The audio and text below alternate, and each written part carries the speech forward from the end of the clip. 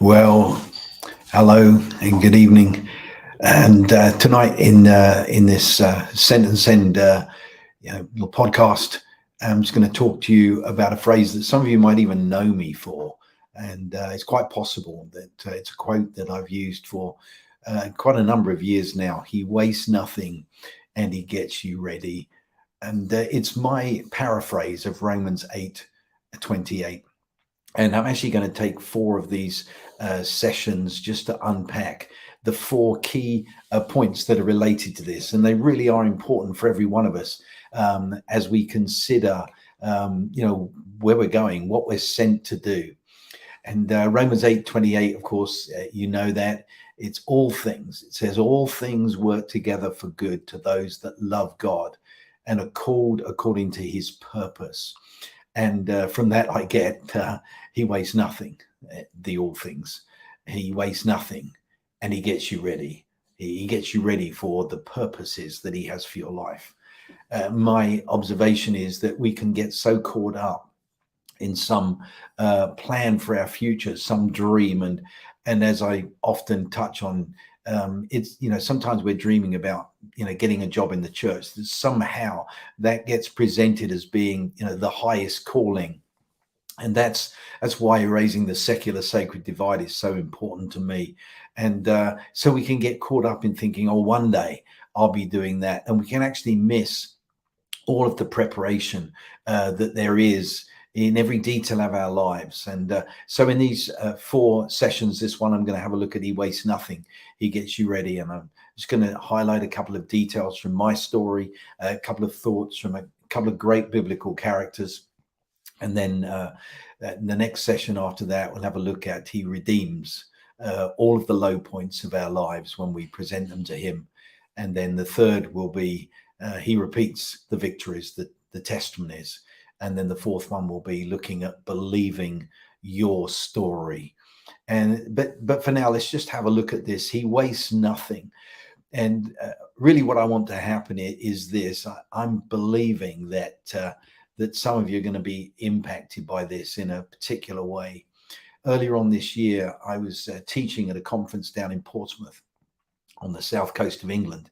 And a young man heard me preach this message. And he wrote to me. Well, actually, he spoke to me immediately afterwards, and then he wrote to me later.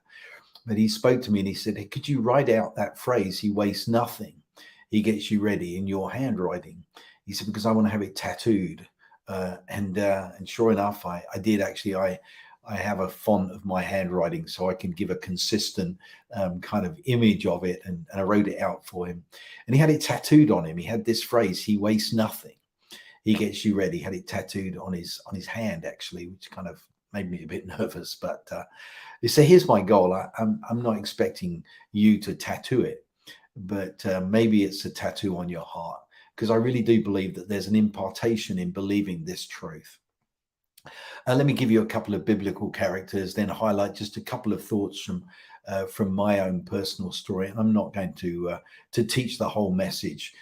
You can find it in various places, and I am actually increasingly sharing it. But what I've come to realize is that there is a deep impact to this message. He wastes nothing, he gets you ready. Romans 8:28, a verse that many of us know and love and quote often. But I believe that somehow in this simple phrase, it goes in. We can grab hold of it. We can hold on to it as a truth for our lives as we steward our lives. Have a think about the great Moses. This man who, he spent 40 years looking after his father-in-law's sheep. It wasn't wasted time. He was looking after sheep, and he would one day lead nearly 1 million people, I think it probably was. But before he led them from slavery to across the Red Sea into the wilderness before the promised land, he would tell them how to butcher a sheep, butcher a lamb. He was well prepared. All those years, I'm sure he learned some skills there. And not only that, he was raised in a palace. It's such a unique experience. He was raised in Pharaoh's palace, and he would one day have described to him a description of how to build a palace, as it were, a tabernacle for God. Moses had an internal grid for what a palace would look like, what an Egyptian palace would look like. And so many of the descriptions of the tabernacle have a similarity, as I read it, to that palace. He wastes nothing. He gets you ready. Or what of Peter, the great Peter, who would deny Jesus 3 times, but he used that denial to write in his epistles, make all the more certain of God calling and choosing you. Make sure you get it deep, deep down. Or Peter, who was called the rock, who then writes that we're living stones, being built up. He wastes nothing. He gets you ready. Or the Apostle Paul, whose dramatic and profound encounter on the Damascus Road that so many people quote, the Damascus Road experience. Paul, the scholar of scholars, the Jew of Jews, this amazing man who was ultimately the terrorist of his day. Before that experience, that encounter he had, that power encounter, would shape his entire ministry. That even being made blind, he would turn around and make, later on in the book of Acts, Elymas, the magician, blind for a similar purpose to the reason that he was made blind. And of course, Paul, this scholar, this genius, this orator, would declare very clearly, I don't come with clever words, but with a demonstration of power. Why? Because he joined the Christian family through a demonstration of power. It shaped him, it marked him. Paul, who had this grace encounter, this undeserved encounter, would teach us all in Ephesians chapter 2 and verse 8, for by grace are we saved, not of works, lest any man should boast. He wastes nothing. He gets you ready. This truth will transform you. I want to encourage you to take note of the key instances and events in your life. You know, sometimes I'm introduced, and it almost sounds glamorous when people say, oh, Paul was a prison governor. Trust me, it wasn't all glamorous. But, you know, he really did. God has really used my strategic planning training, even my hostage negotiator training. He uses these details, and he wastes nothing. And I, who was trained in the prison service in strategic planning and strategic management, would get to use that skill and that knowledge, and still do, as I travel around the world and teach apostolic strategic planning. He wastes nothing. He gets you ready. And there are just so many details. If I was to go through all the details of my story, there are so many, and I've learned to take note of them. You know, even the dry seasons, the down seasons, the boring seasons, the mundane seasons, when we present them to him, he will use them for his purposes and for his glory. Perhaps my favorite is that when I preached after my prostate cancer surgery, I made a statement. Surgery is not a second-class healing. It was a simple truth that I've believed really all of my life. But I said it with power and authority, and with the personal experience of coming through my victory.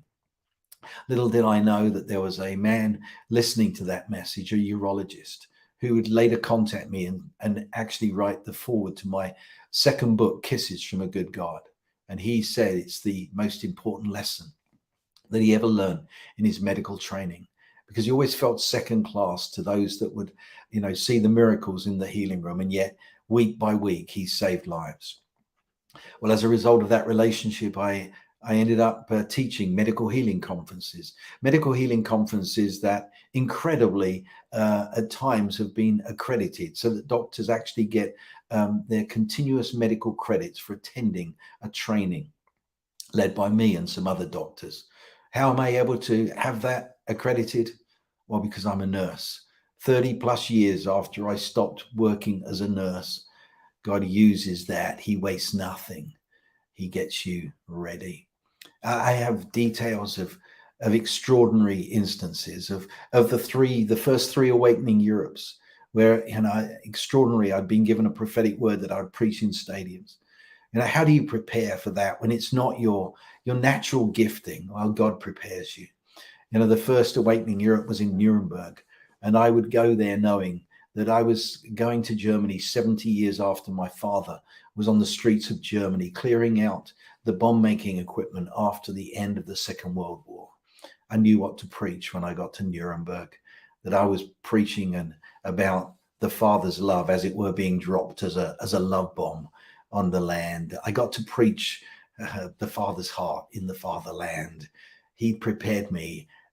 I didn't need to think about my message. The second awakening Europe was Stockholm, and unbelievably, I knew what to preach. Spiritual Stockholm syndrome, because I'm a hostage negotiator trainer, and I was able to say, Sweden, I believe that you have become too closely associated with the enemy, the devil. Spiritual Stockholm syndrome. And the third awakening Europe just happened to be where my wife's mother was born. I knew what to preach. Your daughters are carried in their arms. And I was able to talk about redigging all the great stuff that's happened in that land of Czech and Prague, that great city. He wastes nothing. He gets you ready. I want to encourage you. Review your story. Review the details, because he really doesn't waste anything. But sometimes we forget. Sometimes we're so intent on getting somewhere or being something that we can miss the learning along the way. And this has become a truth that I use in my personal life to guide my life. I think through what's happening. I look at actually what's going on, and I have a great faith that he really will waste nothing and get you ready. One intriguing little kind of detail of Romans 8:28, and it's interesting. The word purpose, it comes from the same Greek word that is also translated the showbread, or the bread of the presence. I don't think they're interchangeable, but it is the same root word, prothesis. Prothesis is translated as purpose in some verses, and showbread, bread of the presence, in other places. Think about that.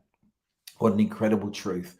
All things work together for good to those that love God and allow themselves to be presented, as it were, as the bread of the presence, to put our purpose, as it were, on the altar as the bread of the presence.